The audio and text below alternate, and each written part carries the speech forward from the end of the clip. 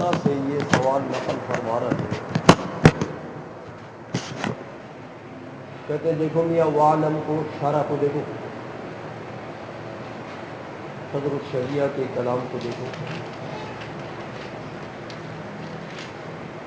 وعلم سے کیا فرما رہے ہیں کہ ان التعریف اما حقیقی کتعریف الماہیات الحقیقیت واما اسمی کتعریف الماہیات الاعتباریت. دیکھا فَإِن قُلْتَ سے سوال نقل کرتے ہیں کہ یار اس عبارت کو دیکھ کے تو یوں پتہ لگتا ہے کہ ماہیات حقیقیہ کی تعریف تعریف حقیقی ہو یقیناً, اور کوئی احتمال تو اس میں نقل نہیں کیا. دیکھا اما حقیقی کا تعریف الماہیات الحقیقی, تو ماہیات حقیقیہ کی تعریف کو کیا کہا حقیقی. واما اسمی کا تعریف الماہیات الاعتباریہ, ماہیات اعتباریہ کی تعریف کو کیا کہا اسمی. تو یار یہ تو صدر الشریعہ کے کلام سے تو یہ ظاہر ہو رہا ہے کہ ماہیت کو دیکھو بس, ماہیت اگر حقیقیہ ہے تو اس کی تعریف بھی حقیقی ہے, تعریف اسمی اس کی نہیں ہے. اور ماہیت اگر اعتباری ہے تو تعریف بھی اسمی ہو صدر الشریعہ کے کلام سے. تو تم نے کیا کہا, علامہ تفتزانی نے کل کیا کہا کہ ماہیت حقیقیہ کو دیکھیں گے کہ اگر وہ من حیث انہا ماہیت حقیقیت تو اس اعتبار سے تو اس کی تعریف حقیقی ہے, اور اگر وجوہ اخر اس کے ماخوذ ہیں, عوارض وغیرہ ماخوذ ہیں, تو پھر اس کی تعریف ہو. دیکھا تو تم نے تو ماہیات حقیقیہ کے لیے بھی دو قسم کی تعریف نکال لی, حقیقی بھی ہے اور اسمی بھی ہے. حالانکہ صدر الشریعہ کے کلام سے کیا پتہ لگتا ہے کہ ماہیات حقیقیہ کی تعریف صرف حقیقی ہوا کرتی, اسمی نہیں ہوتی ہے. سوال کو سمجھے ہو, یہ علامہ تفتزانی رحمۃ اللہ علیہ کے اوپر سوال ہو رہا تھا, اس کو نقل کیا فین کلتا. جواب دے رہے قلت فی العدول عن ظاہر العبارت ساعۃ. میاں ٹھیک ہے, لیکن صدر الشریعہ کی عبارت میں توسیع ممکن ہے. توسیع صدر الشریعہ نے تو شارٹ کٹ دو حقیقتیں اور دو تعریفیں ذکر کر دیا. تو کہتے ہیں میاں دیکھو ان کی عبارت میں توسیع ممکن ہے اس طریقے سے کہ وہاں ایک قید لگا دی جائے نا ان کی عبارت میں.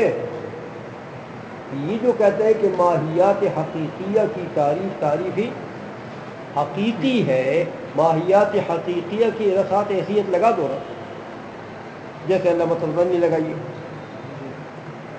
من حیث انہا ماہیت حقیقیت, یہ قید لگا دو تو پھر حقیقی ہے. اور اگر یہ حیثیت نہیں ہے تو پھر کیا ہے, اسمی ہے.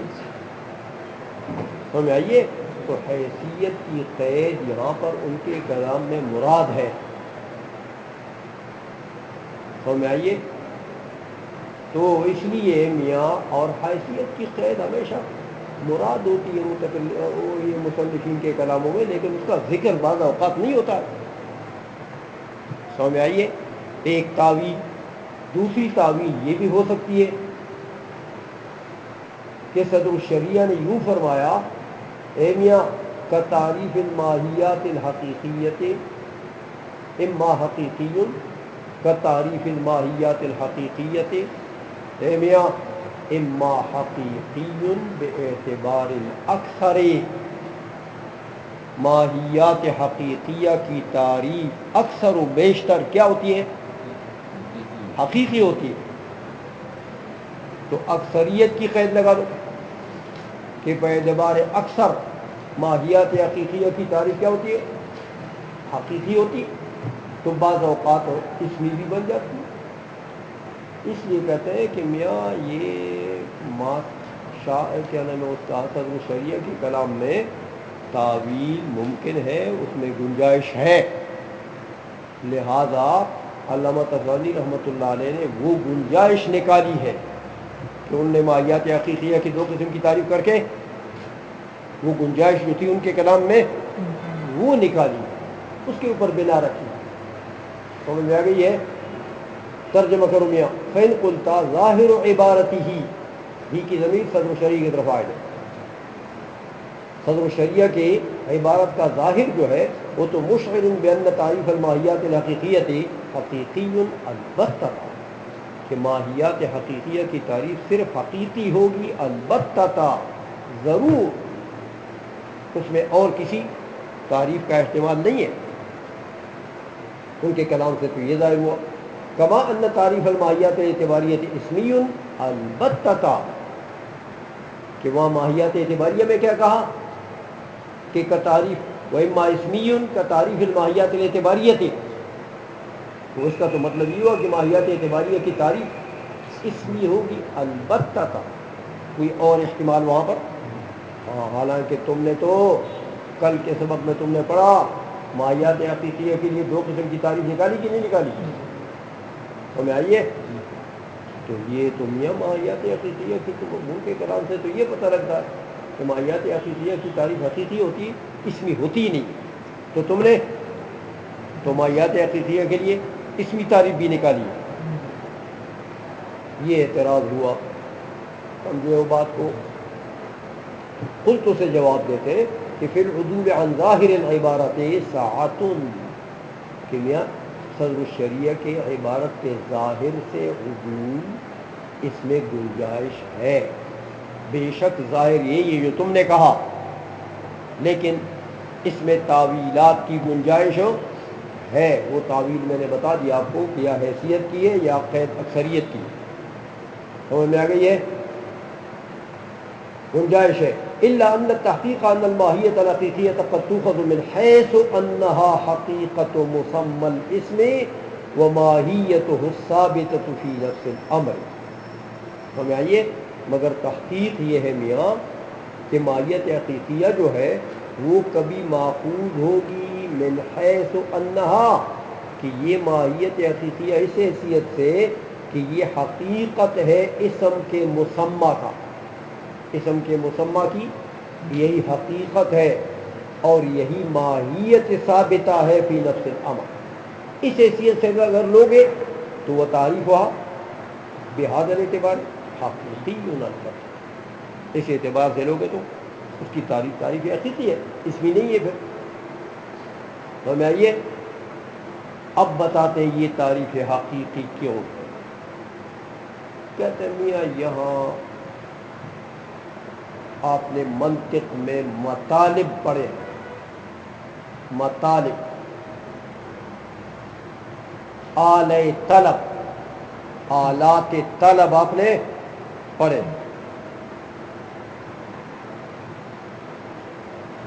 ما ہے شارحہ اور ما ہے حقیقیہ، حل ہے بسیطہ اور حل ہے مرکبہ. یہ مطالب ہے، یہ آلات طلب ہے. کہتے ہیں دیکھو پہلے ایک چیز ہمیں معلوم ہوگی من وجہ، کیونکہ طلب مجہول مطلق محال ہے. تو من وجہ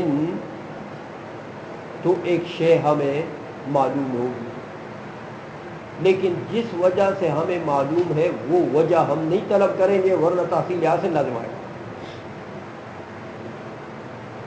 تو من وجہ تو ہمیں معلوم ہے لیکن اس کی ایک اور وجہ مجہولہ کو ہم طلب کریں گے.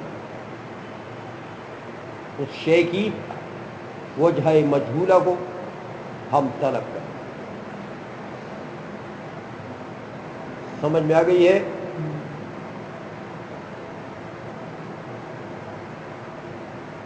تو میاں پہلے ما شارحہ آئے گا.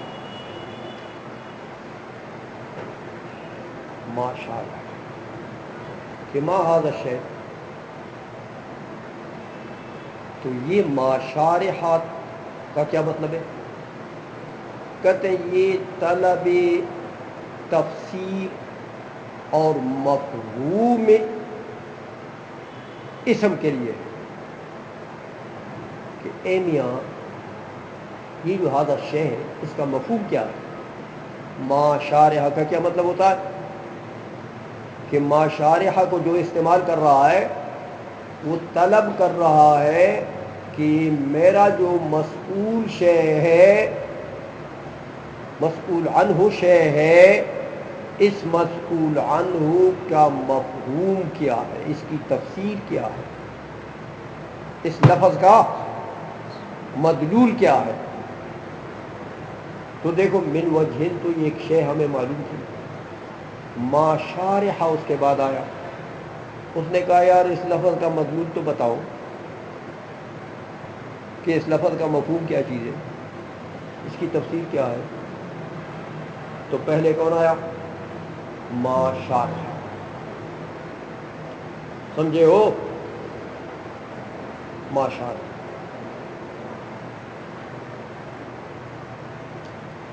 اس کے بعد شے کے مفہوم کو جب آپ نے جان لیا تو اب شے کے وجود کے طلب کا مرتبہ ہے کہ آیا یہ شے، اس لفظ کا مدلول تو ہم نے جان لیا، لیکن آیا یہ مدلول جو ہے اس کا وجود بھی ہے نفس الامر میں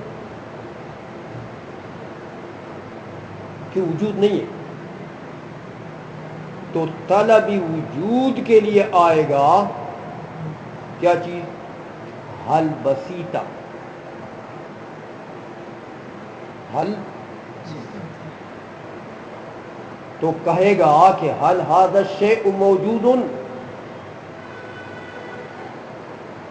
یہ ہے وجود کے طلب کے لیے جو آتا ہے، یہ ہے حل بسیطہ.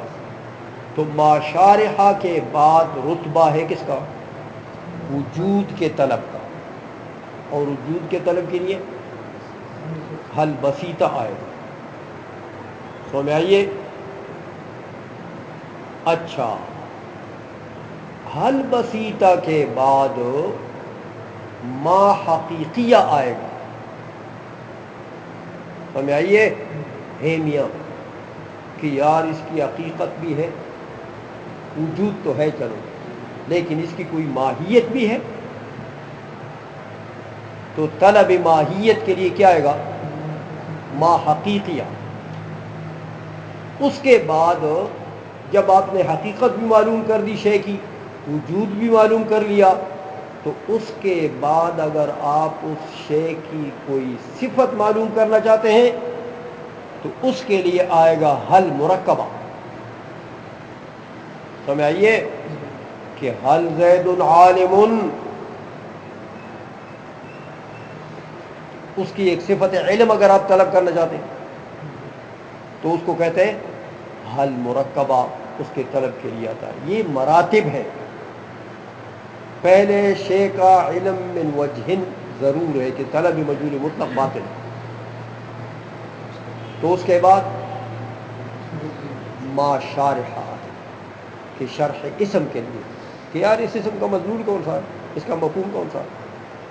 تو مفہوم آپ نے معلوم کر لیا، اس کے بعد وجود کی ضرورت پڑے گی کہ آیا یہ شے موجود بھی ہے. تو حل بسیطہ آئے گا وجود کی طرف کے لیے، حل بسیطہ آئے گا. جب وجود بھی آپ نے معلوم کر لیا، اب ضرورت ہے اس کی حقیقت اور ماہیت کی. کیا ہے اس کی حقیقت اور ماہیت بھی ہے، تو اس کے لیے ما حقیقیہ آئے گا. اور اگر آپ نے ماہیت بھی معلوم کر لی ہے، آپ اس کی کوئی صفت معلوم کرنا چاہتے ہیں تو پھر اس کے لیے حل مرکبہ ہے. یہ ہے مطالب جو منطق میں آپ پڑھ چکے ہیں. سمجھ میں آ گئی ہے؟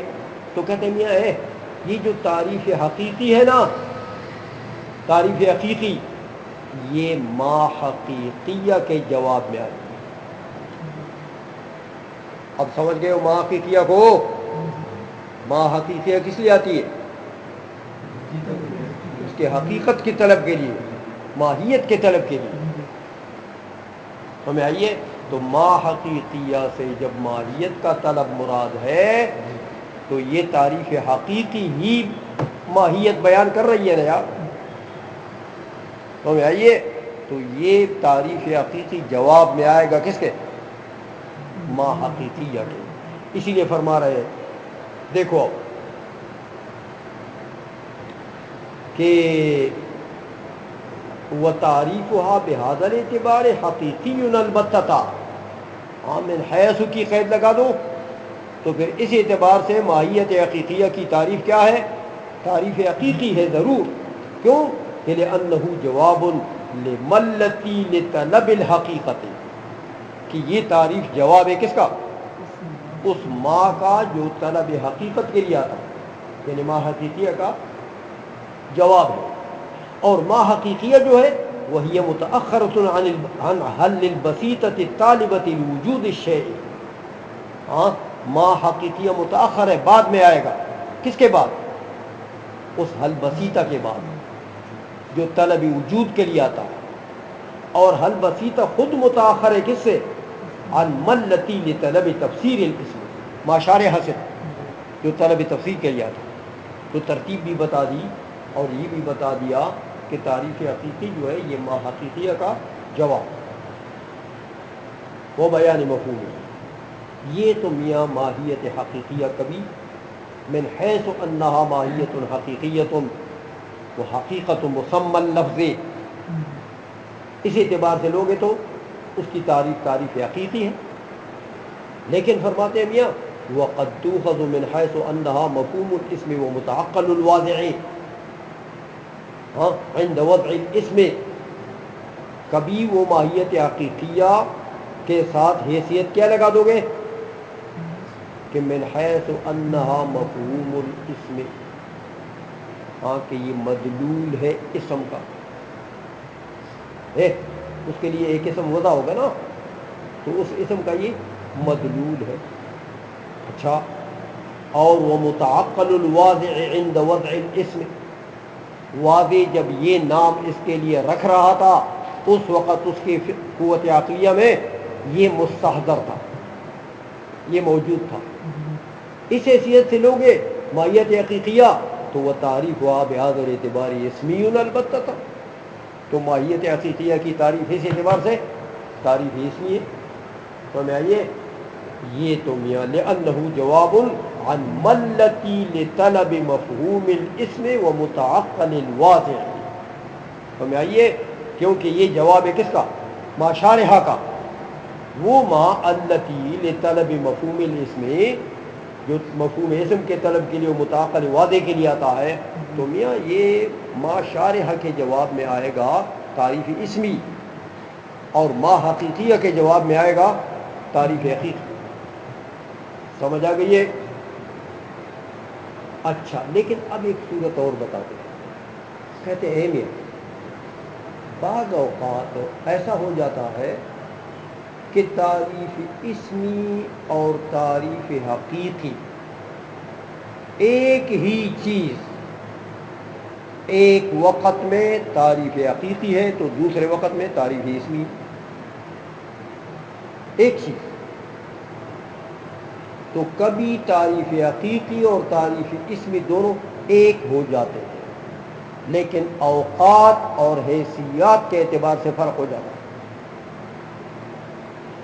سمجھائیے، اس لیے فرمایا وَهَذَا التعریف، یہ جو تعریف اسمی ہے یہ قد یکون نفس حقیقت ذالک الشیء، یہ کبھی عین حقیقت شے بن جاتی ہے۔ کیسے؟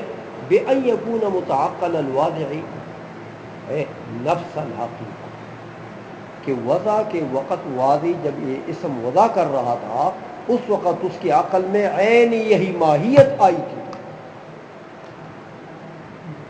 تو تو یہ ماہیت بھی بنی اور متعقل الواضح بھی بنی. تو متعقل الواضح ہو اس حیثیت سے وہ کیا ہے؟ تعریف اسمی. اور جب وہ حقیقت میں وہ حقیقت اور ماہیت ذہن میں مستحضر ہو تو وہ اس وقت اس کی تعریف اس حیثیت سے وہ کیا ہے؟ تعریف حقیقی. تو میں یہ وقد یکون غیرہا، تو کبھی تو نفس حقیقت ذہن میں آ جاتی ہے تو قد یکون غیرہا، کبھی ذہن میں عند الوضع حقیقت کے علاوہ اس کے عوارض آ جاتے ہیں، غیر حقیقت آ جاتی ہے واضح کے ذہن میں. وَلِهَذَا صَرَّحُوا بِأَنَّهُ قَدْ يَتَّحِدُ، اور اسی لیے کہتے ہیں میاں یہ اصول فقہ کے علماء نے تصریح کی ہے اس بات کے اوپر کہ کبھی کبھی یہ دونوں تعریف اسمی اور حقیقی یہ متحد ہو جاتے ہیں، ایک ہی شے ہے، ایک وقت میں اس کا نام تعریف حقیقی، دوسرے وقت میں اسمی. جیسے دیکھو مثال دیتے ہیں الا انه قبل العلم بوجود الشيء يكون اسميا. قبل العلم بوجود الشيء، وجود الشيء کے لیے حل بسیطہ آتا تھا، تو حل بسیطہ سے پہلے ماشارحہ ہے، تو ماشارحہ کے جواب میں آئے تو کیا ہوتا ہے؟ تعریف اسمی ہوگی. تو میں یہ جو وجود شے کا علم نہیں ہے تمہیں تو اس سے پہلے ماشارحہ کہو گے تو ماشارحہ کے جواب میں جو آئے گا وہ تعریف اسمی. وبعد العلم بوجودہ، اور اگر اے میاں آپ کو شے کے وجود کا علم آ گیا تو شے کے وجود کے علم کے لیے کیا چیز آتی تھی؟ ما حل بسیطہ. تو جب حل بسیطہ کے بعد مرتبہ کس کا ہے؟ ما حقیقیہ کا. تو ما حقیقیہ کے جواب میں آئے گا تو کیا ہوگا؟ ابھی پڑھا کہ تعریف حقیقی بن جائے گی. سو میں آگے یہ ینقلب حقیقیا مثلا. اب اس کی مثال دیتے ہیں، کہتے ہیں میاں مثلث، شکل مثلث، علم ہندسہ میں شکل مثلث کی تعریف کرتے ہیں کیا؟ اے میاں شکل یحیط به ثلاثۃ اضلاع، شکل جس پر 3 ضلع احاطہ کریں. اے میاں ایک ضلع، دوسرا ضلع، یہ تیسرا. 3 خطوط کو 3 ضلع کہتے ہیں. تو وہ شکل جس پر 3 اضلاع احاطہ، یہ تعریف ہے کس کی؟ مثلث کی، شکل مثلث کی. ہے میاں اگر آپ کو مثلث کا وجود معلوم نہیں ہمیں آئیے تو وجود سے پہلے حل بسیطہ سے پہلے کیا تھا؟ ماشارحہ. تو ماشارحہ لاؤ گے نا تو ماشارحہ کے جواب میں آئے گا نا یہ. تو یہی تعریف یہ شکل یحیط به ثلاثۃ اضلاع، یہ کیا بن جائے گی؟ تعریف اسمی. ماشارحہ کے جواب میں. لیکن اگر آپ کو وجود معلوم حل بسیطہ پہلے آپ استعمال کر چکے، آپ کو وجود معلوم تو اس کے بعد کس کو استعمال کرو گے؟ ما حقیقیہ کو. تو ما حقیقیہ کے جواب میں کیا چیز آتی ہے؟ تو یہی تعریف آئے گی جواب میں. تو یہ تعریف حقیقی بن جائے گی. سمجھے ہو؟ اس لیے فرماتے ہیں کہ میاں مثلا تعریف المثلث فی مبادئ الہندسۃ، علم ہندسہ کے مبادیات میں وہ کیا تعریف کرتے ہیں؟ بشکل یحیط به ثلاثۃ اضلاع، یہ تعریف کرتے ہیں. تو یہ تعریف اسمی. ہمیں آئیے قبل العلم بوجود الشیء، یہ کیا ہے؟ تعریف اسمی. لیکن وہ بعد الدلالۃ علی وجودہ، اگر وجود آپ کو پہلے معلوم ہو گیا تو اس کے بعد تو آپ طلب کریں گے کس کو؟ اس کی حقیقت کو. تو ما حقیقیہ لاؤ گے تو ما حقیقیہ کے جواب میں یہی تعریف آئے گی. تو یہ کیا بن جائے گی؟ تو ہمیں آگے یہ علی وجود یسیر ہوا بعینہ تعریف حقیقی.